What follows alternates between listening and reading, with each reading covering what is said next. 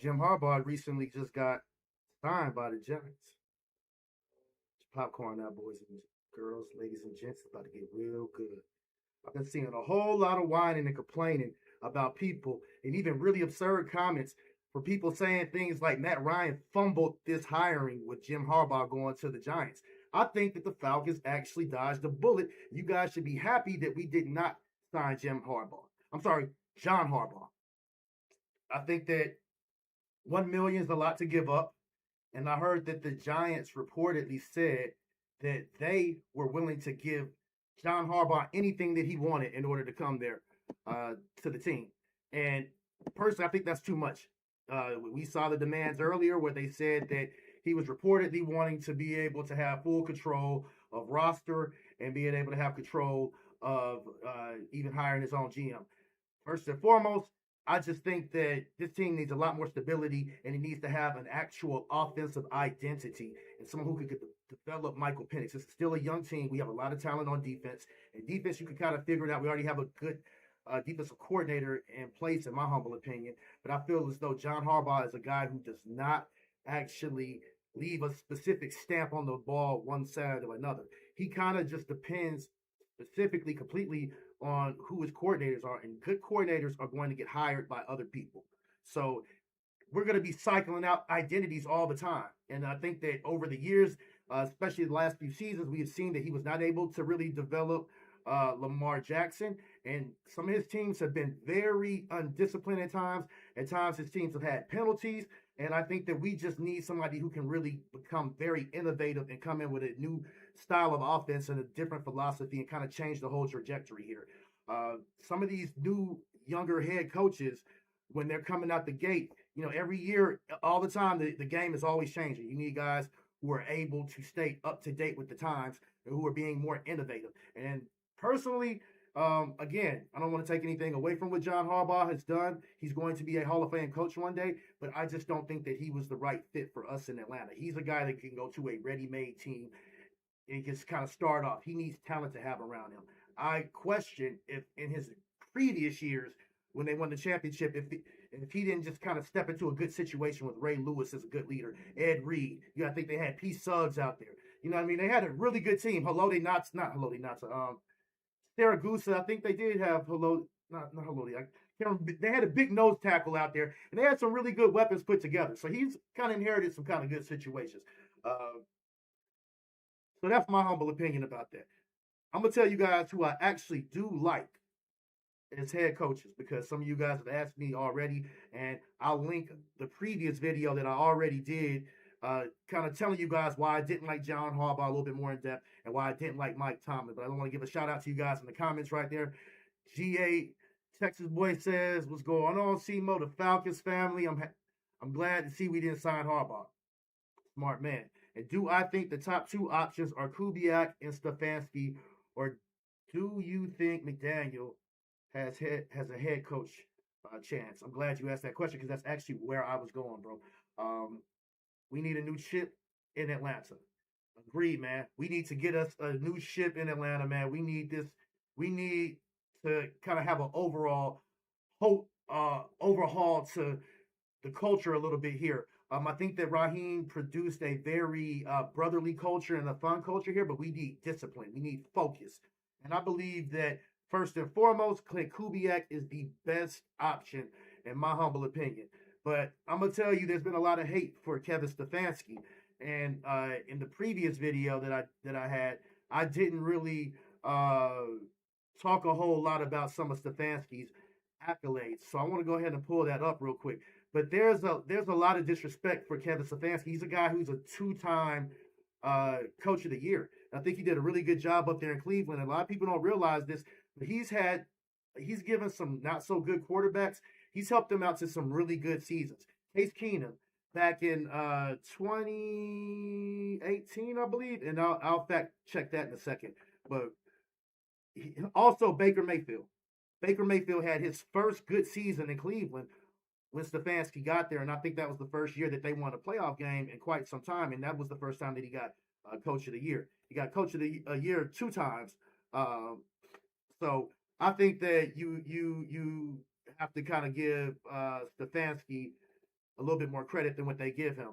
But one thing that I love about Stefanski, when you look at his time in Minnesota here, starts off as an assistant head coach, then quarterbacks coach, tight ends coach, running backs coach, quarterbacks coach, coordinator. All around this time, he spent extensive time on just with that one organization and learning, and that says a lot for that organization to have that type of faith in him to go ahead and make him a coach at that point in time. But during that span of time, that's when he also had Case Keenum having his best year, and I'm gonna pull that up on the screen for you guys as well too. Look at this, man. We're talking about Case Keenum. Right there, 2017 season. And took them to 11-3 record. That was the year right before they got Kirk Cousins, if I'm not mistaken. So, just personally, I think that Stefanski's a little bit better than what some people might think that he actually is. He's had some success, and he had a pretty good running game up there in Cleveland when they didn't have a really good quarterback situation. If you guys can remember, it was Nick Chubb, right, and Kareem Hunt. And when you could pile up against the run against them, he was able to still get some innovative offenses kind of going, and they actually beat the Steelers in the playoffs. And that's kind of funny. I upset my dad today earlier, telling him I didn't think that Mike Tomlin was a good fit for us as well too. Stefanski beat him in the playoffs. He was telling me how Mike Tomlin hadn't had a quarterback in so and so amount of time. Well, Stefanski didn't really have a good quarterback that whole time, and also a lot of people like to point at that record that he's had the last couple seasons. I want you guys to be very mindful that Stefanski was kind of handcuffed to some of the decisions that they made. He did not want Deshaun Watson. He didn't want Shador either.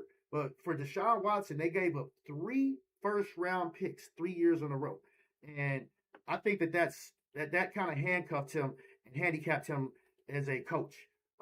Anytime that you're not allowed to make first-round picks for 3 years in a row, I think that would take its toll on any team and any coach. I think that's a really tough thing to have to deal with. And just to be honest with you, I mean, life ain't fair, but that's really unfair right there. So I think that if you can navigate a poop show, you know what I'm saying, the SH show up in Cleveland, I think that you can win in a lot of different places.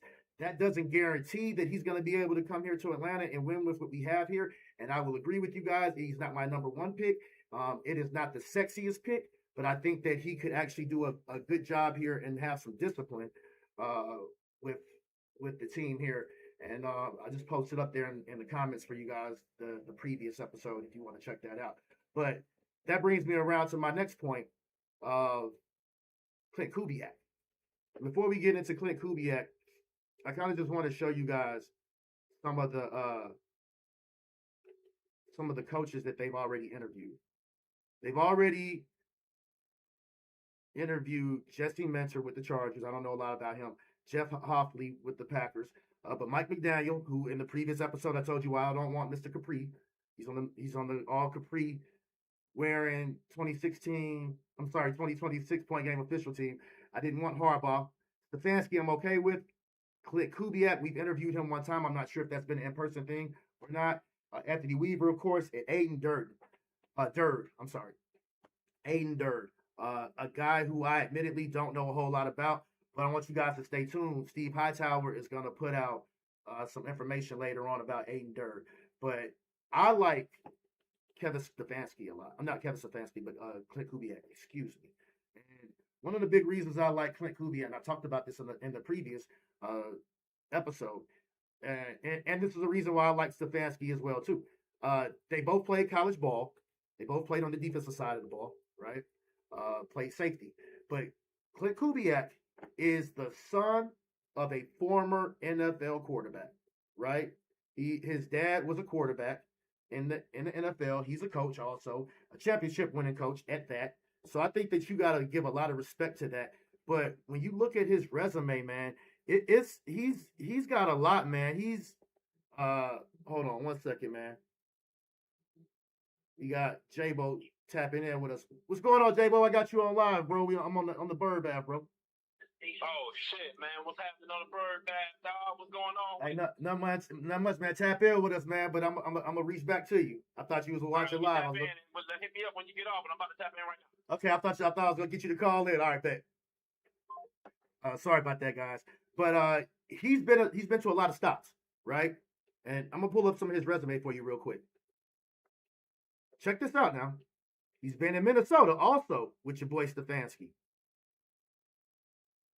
He's been the coordinator with the Saints. Remember when we were playing the Saints a few years ago, when Derek Carr was out there, no matter who he had out there, he had that offense humming last year. San Francisco, passing game coordinator, right? Seattle right now, he got Sam Darnold, who the Vikings moved on from. He has him playing very efficiently, as I've stated before in some of the previous stuff. But I mean, been a quarterbacks coach, was an offensive coordinator in Minnesota as well too. He's been a positions coach with wide receiver, an offensive assistant, quality control coach. He understands a lot of the different aspects of the game, and I think that the natural progression for a guy like this is to next go to being a head coach.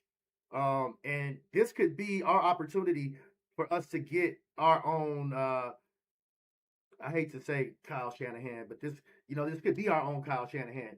This could be our own Sean McVay. He's been out there with Kyle Shanahan, and he's been around some really good defensive minds as well too. I think that we definitely pick up things from the coaches that we coach with. I think we pick up things from our colleagues, and he's out there with a really good defensive coordinator, right? I mean, a good defensive coordinator, but also just a good defensive head coach up there. And Dird is the defensive coordinator that I was saying is a good one up there. What I do know about him is that he is a guy that came from overseas, right? He did coach over in NFL, Europe, and again, stay tuned. Later on this week, maybe in the next couple of days, I'll have some info that Steve Hightower is going to do a little bit more of a deep dive on him. But he's apparently done pretty good overseas coaching over there. I'm not sure if he did. I think he's done some things in the college level as well too. But for all in all, that Seattle defense does look pretty good, man. I mean, they came in here and spanked us, and you got to give credit where credit is due. He had them cooking. He gave us some fits against our offense.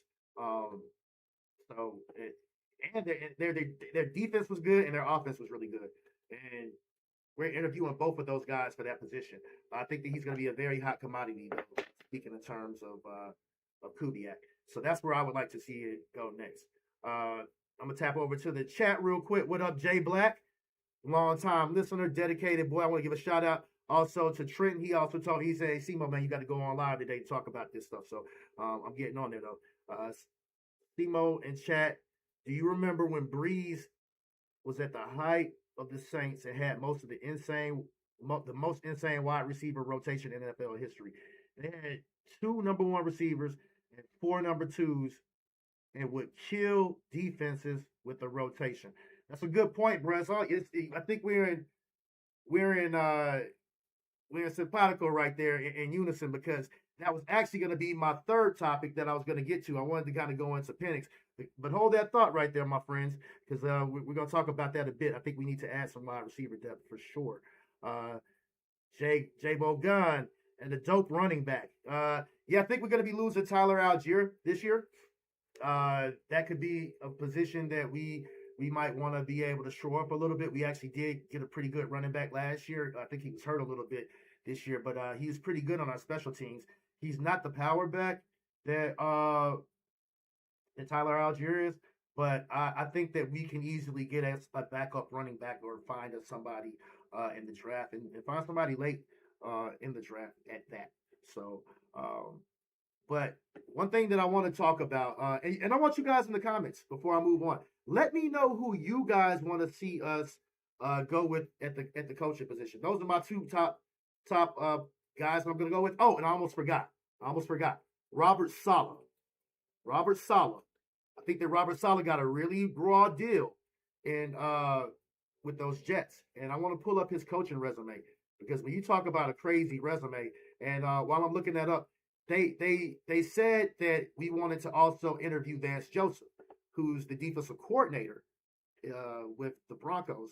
I'm not totally against that, but I don't love it because, to be honest with you, Vance Joseph was he was the Broncos head coach before, and they had a pretty bad record. But great defensive mind. But when you go back, I'm showing you Robert Saleh right here, right? Just so you see where we're at. Started off as an assistant at Michigan, right? But slowly but surely came over there to those Texans. And then he eventually became linebackers coach. He's done position coaches, and I think that being a position coach is a huge thing for you at first. You want to be able to come in and understand coaching those X's and O's on those positional players. I think that us having Nate Ollie was a really huge thing for us, essentially. And that helped out our defensive line tremendously. But when you look at it, he's also been an offensive consultant. He's been an advisor to the Packers, and that was after they fired him with the Jets. And now he's back in San Francisco as the defensive coordinator. He had another stint in San Francisco prior to that, where he had essentially first started off. But Robert Saleh, I think he's a really good football mind. You have to respect the knowledge that he has on both sides of the ball, and I think that he could potentially be a good head coach. Again, I do want to see us go with Kubiak, but I'd like Robert Saleh as well as a name that we can move on to. But I want to say there has been a lot of hate on Michael Penix. A lot of people were upset that Arthur Blank said he's our franchise quarterback, right? And I think that that's a silly thing to be upset about, because why? Whether he's a franchise quarterback or not, he's our quarterback for next year.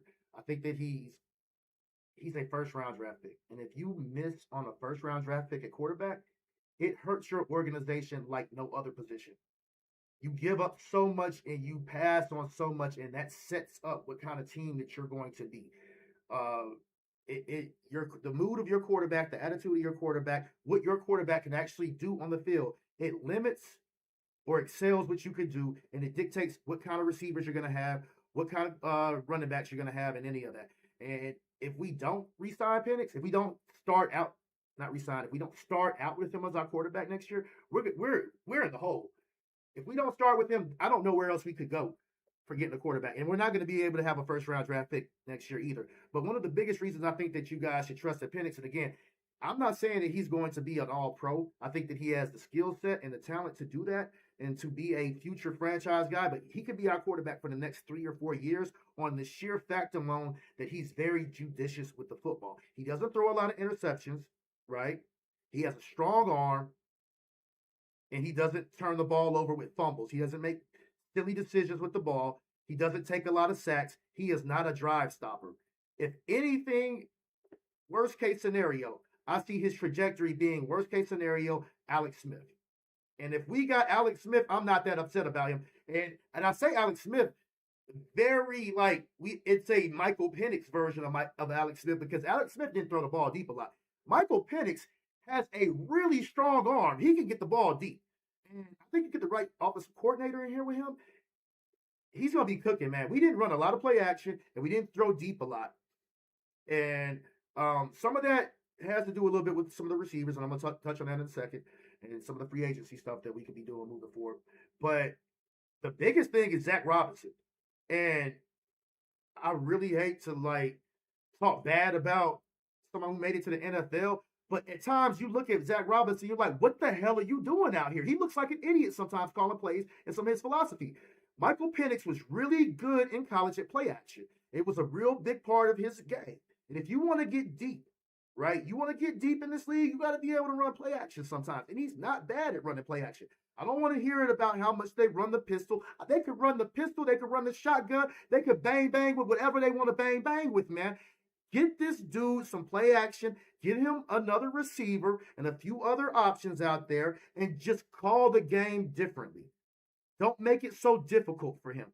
Break it down on a different level and get some things that he can open up deep downfield, but also get him some easy targets and run the ball. We've got the best running back in football and maybe the best non-quarterback in the league. and Bijan Robinson. It is not rocket science, my friends. And I know it's hard to put it together out here in this league, but there's no excuse why they shouldn't have been opening up things a lot more with Michael Penix. And I don't blame a lot of that on him. He doesn't hold the ball too long, and like I said, he's not going to take a lot of sacks. So if nothing else, I don't think he's going to put the ball in harm's way. Are there other people who could potentially be better than him? Yes. You're talking about the knees. You want to tell me he's had these injuries and all that type of stuff?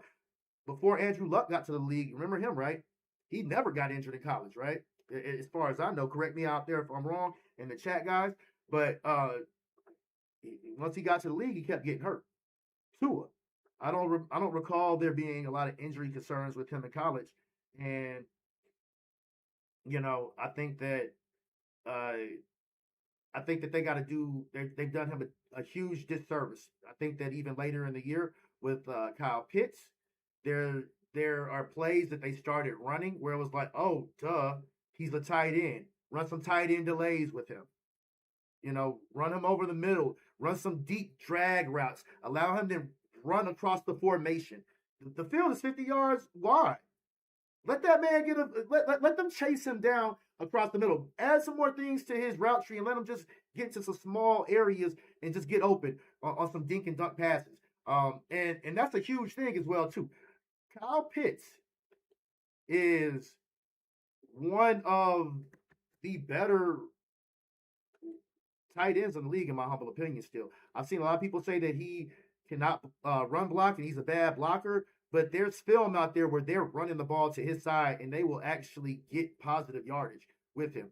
So I think that that's a huge misnomer. I think that Kyle Pitts had a really good year, but because he's just become a little bit better of a run blocker, I don't think that he is what Warner is.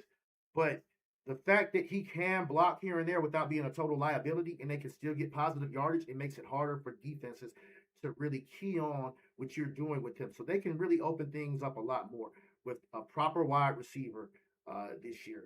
And that's where we're at with free agency. We're talking about free agency now. Before I go deep into that, I want to touch back to you guys in the comments again, real here. Ravens B. Moore says, Jax, I agree. He lacks football situational awareness and very stubborn and ego-flated. I'm trying to see who we're talking about right here. Much guys are out there in the chat. If you love what we're doing over here, man, guys, hit us with the like and subscribe, man. If I'm earning your trust out there. But here you go, up here further. You said, Falcons Nation, yes, you guys dodged a bullet with John Harbaugh. The Giants will find out. Bro, I'm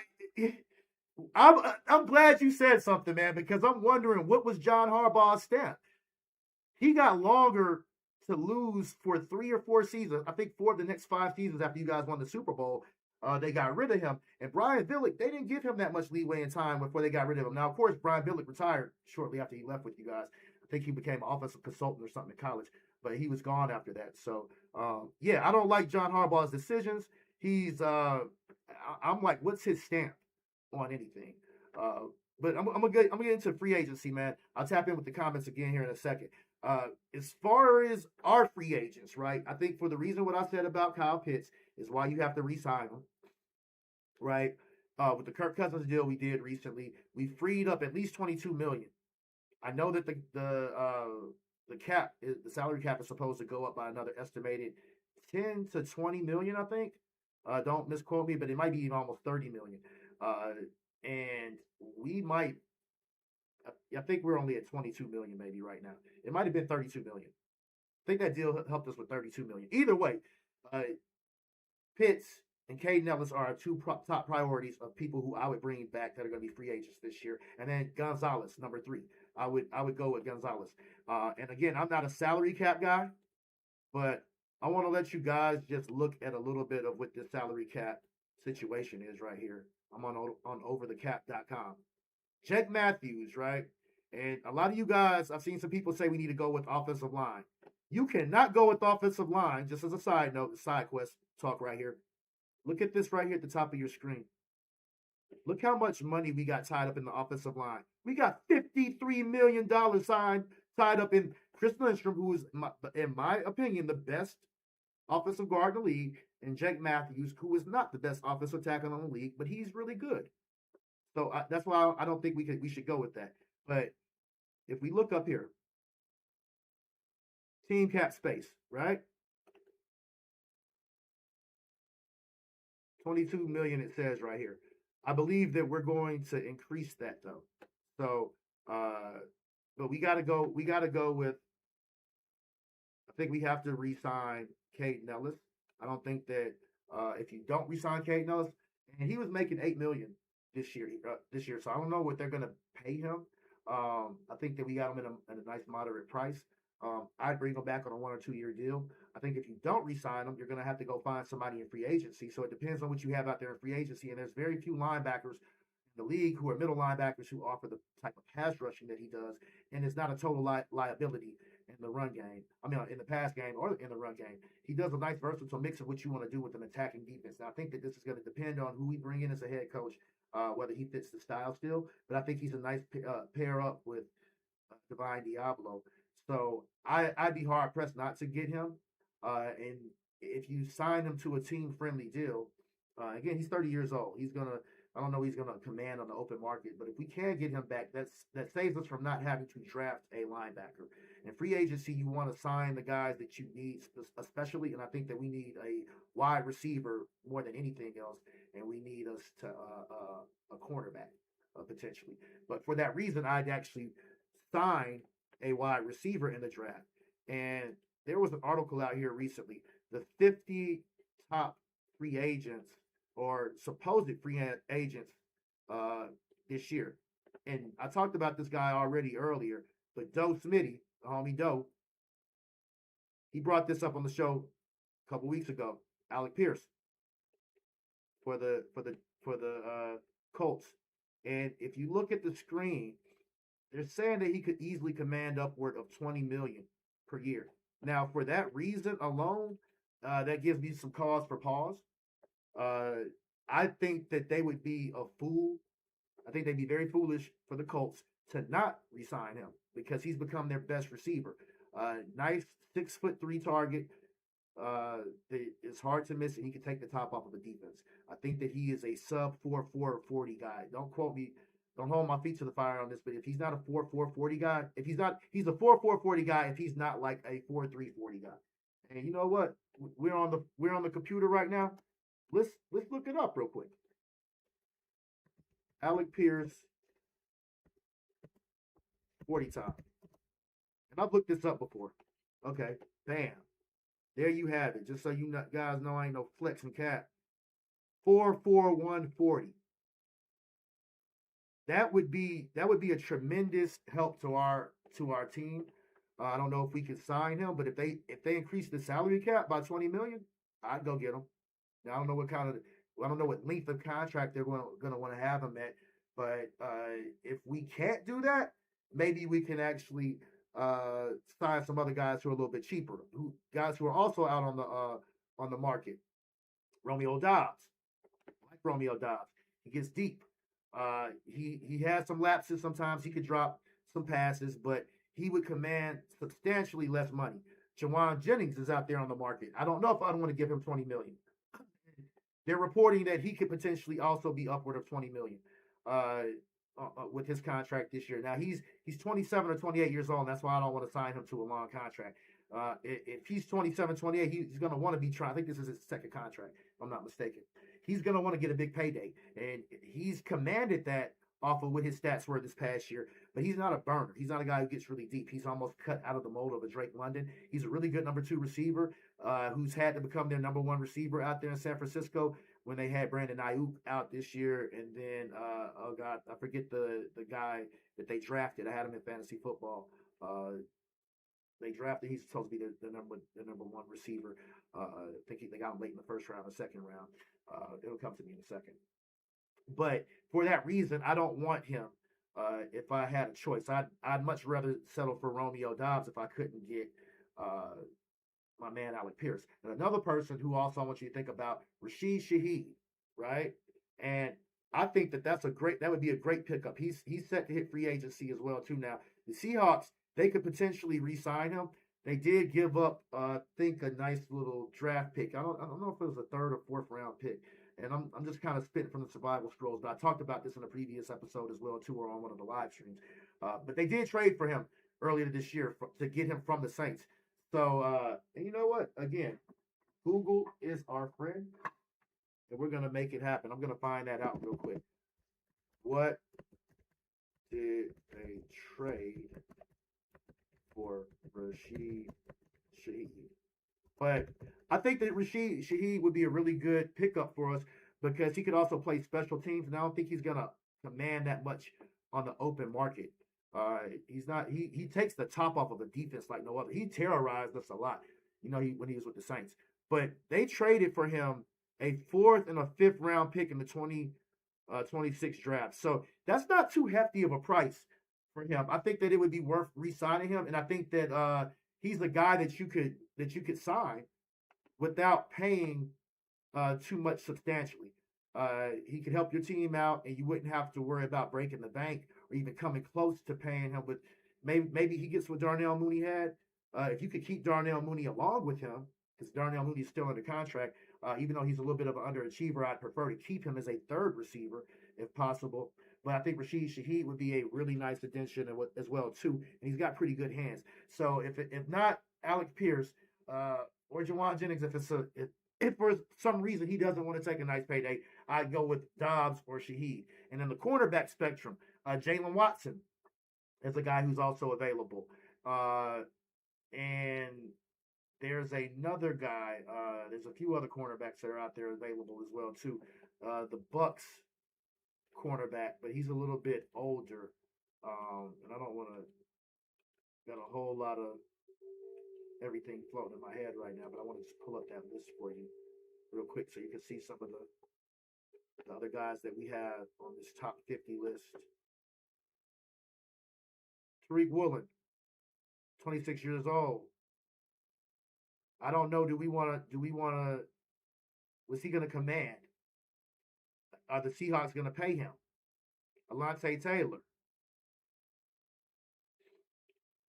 Of course, that's Jalen Watson, as I told you, with Kansas City. Somebody asked me what I want Mike Evans. I don't know. 32 years old, I don't know.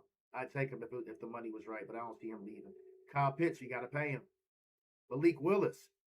That's a person that I really am very open to picking up as a backup for us. But I think that he's going to want to get a bigger payday. Shaheed. I was trying to see what I think he's going to command on the open market, but I don't know. I'm a little bit. It could go either way with that. But if we cannot get a wide receiver in free agency, we're gonna have to draft one, and the draft is pretty good for wide receiver talent, for what I'm being told this year. And cornerbacks are always pretty good in the draft one way or another. I don't know. I'm gonna do some deep dives on a few other players as G Money kind of hits us with some names. I'm going to do some film breakdowns and talk to you guys about that. So stay tuned for that as well, too. And again, Hightower's going to bring up some guys. They admittedly watch a whole lot more college football than I watch on a regular basis. I'm more of an SEC guy, but I like our guy out of UGA. He had a pretty good year, and I thought that he was projected to be a 1st or 2nd rounder, but they said that he might be a 3rd rounder. So I think it's going to be real interesting to see what happens with that. But for that reason, I think we need to go wide receiver and cornerback. First and foremost, we need a guy who can take the top off of defense. You got to use Michael Penix's arm strength. If you're not getting guys downfield, that's one of the worst. That's coaching malpractice, in my humble opinion. And at cornerback, all you guys have been complaining about Mike Hughes and a lot. It was a mixed bag on D. Alford, but I think that we're gonna need us a guy who once AJ Terrell is up for his next contract, that we can move on from him, because cornerbacks do tend to lose some speed. I'd love to see us keep AJ Terrell long term, but you can kind of cycle those guys. I think that you have a young cornerback, older cornerback. It's good to build that, but if you can get 2 cornerbacks on both sides, because teams have 2 good wide receivers a lot of the times, and AJ Terrell's been one of the better cornerbacks in the league. He's definitely a top I think a top 5 cornerback in this league potentially, but if not a top 5, but definitely a top 10. So if we can get a cornerback in the second round, if we don't sign somebody, I'd like to see a cornerback in the second round potentially, and then maybe see if we can get us a wide receiver in the third or fourth round. I think that it's supposed to be a really deep draft for wide receiver and cornerback, but somebody like a Chris Godwin, a guy who can kind of develop and he doesn't have to command a whole lot. A lot of times, your second receiver on college teams, they're not the better athlete. They're not the wide receiver one because they're not the better athlete. But oftentimes they have the attributes of a wide receiver you want. Sure-handed, good run blockers downfield, can run good routes, can catch in traffic, things like that. I would not be upset at a possession receiver. We need a guy that when people are on Drake London, Penix can always go to a guy. I need a catch. I need a catch. You want that to be all your receivers, but you want to, if you throw to somebody, you want to be able to make sure that they get that. In the chat, you say, give me that DT for Bama, GA Texas boy. Shout out to you again, who blocked the punt against my Indiana. I agree. I think the defensive tackle could be a place to go. What round is he projected for? I don't know what the projections are right now. Keep in mind, we got David Onyemata, who's going to be a free agent this year as well too. I would bring him back if we could have the money to do it. Jay Black, you say, I think that we can get creative with our incentives and contracts with these free agent wide receivers. We could get 2 of them. Well, if we're going to do that, you're probably looking at somebody like a Rashid Shaheed and Romeo Doubs. But again, that's going to depend on what people are wanting to pay. He said, Woolen, come in here with that Kubiak might work. Yep. Woolen come in here with Kubiak might definitely work, bro. He might do it. So let's see. Kai Marquez, so much talent at the wide receiver position in the upcoming draft. I would draft one with our second round pick. I'm with you on that, bro. I think that sometimes wide receivers tend to not come on very strong in the NFL as a second round pick, but I wouldn't be against that. It's all about who's on the draft board. I want the best available guy who's a wide receiver or cornerback at that point in time, but I think a lot of that's going to be dictated by who we sign in free agency and what's available on the open market. All these guys I'm naming, they're not necessarily sure, definite free agents at this point in time. So that's something to keep in mind. We'll see what they do. Free agents have to want to come here, and there are definitely some teams where they can. If it's about a payday, they're going to go somewhere where there's less taxes, or a team that's not as good, where they think they can turn some things around. And if they want to win, they might come here. They might look at Penix and say, that's a lot of talent right there. So we'll see. I think that we're a very good place. I think this is a very attractive place for a free agent to come, though. Wide receivers do want to be number ones, though. So for that reason, one of these guys might go somewhere else and think they can be the man. And if they get paid a certain amount, they're going to want to look at them as one anyway. Ravens, 76B Moore says, just sub to your channel and dropping a like on the video. Just sub to your channel and dropping a like on your video. Don't make fun of me, guys. I can read. Screen's just a little small. Give Peirce Mooney type contract. I don't think that Peirce is going to take a Mooney type contract. Peirce is going to command more money than what Mooney did. I think he's a more sure shot guy. I think that he has been hindered and hampered by what has been available to him at quarterback with his team. I don't think he's had a lot of good quarterbacks. So for that reason, I think he's going to potentially go somewhere else. He's going to command a lot more on the open market, just in my humble opinion. You said, I think it's ridiculous JPJ wasn't even in the top 5 at Rookie of the Year voting, and the media hates the Falcons.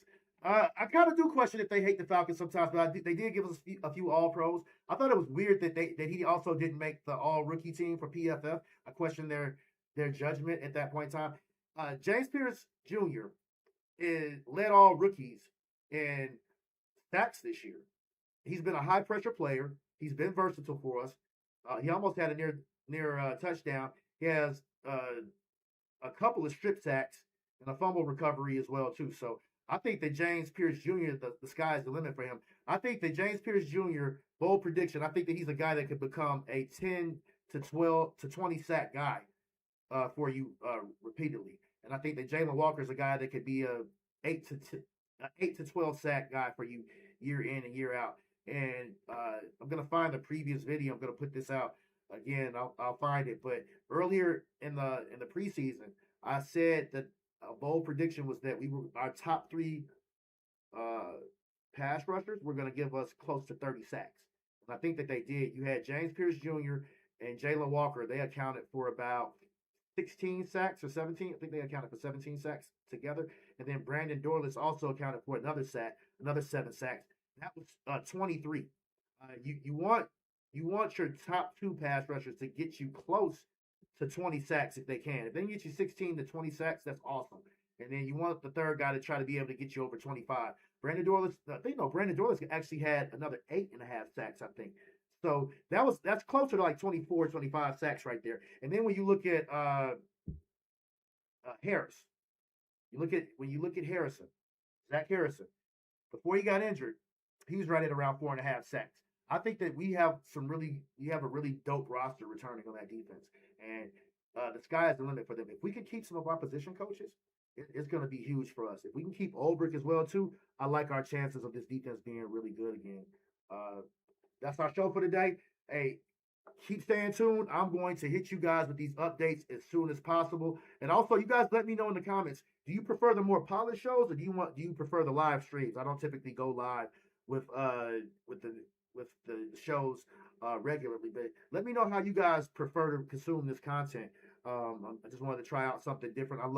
Let me know if you like the more polished shows for the production value.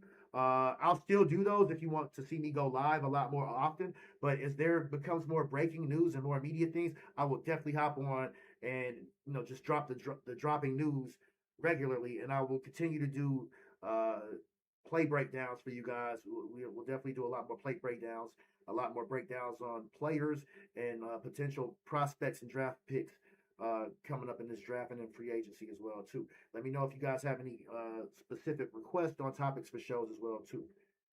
C. Mitchell checking out for Point Game Official. Peace.